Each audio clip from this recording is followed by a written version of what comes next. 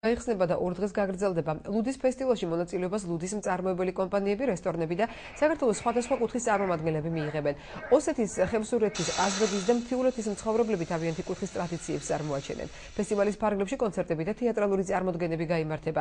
ფესტივალს ჟიურიც ეყოლება, რომელიც სხვადასხვა სახალისო ნომინაციებსა და ტურნირებში გამარჯვებულებს გამოავლენს. დასასრულს ლუდის კაზრს სიმბოლურად ზღვაში ჩაუშვებენ.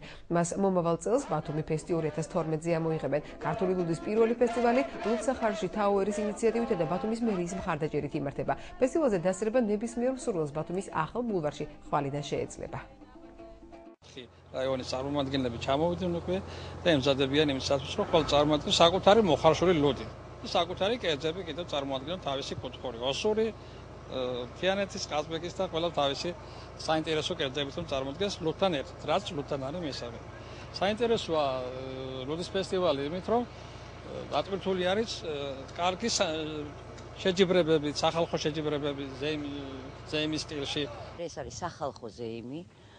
სახალხო ზეიმი გულისხმობს რა თქმა უნდა ბევრ ხალხს, ბევრ კარგ ცივ ლუდს და მხიარულებას, რაც ესე გვაკლია მე მგონი.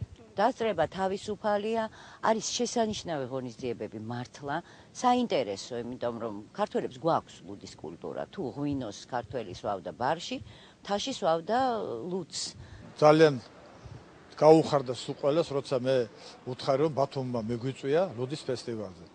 ეს ძალიან საინტერესოა და ეს საჭირო არის, იმიტომ რომ რაც უფრო მეტ გავიცნობთ ერთმანეთს და მეტი კონტაქტი გვექნება ერთმანეთთან, სამხრეთ ოსეთის ადმინისტრაციას წარმოადგენთ ჩვენ და ეს ჩვენი ადათ წესები, რომ ჩვენ გავცვალოთ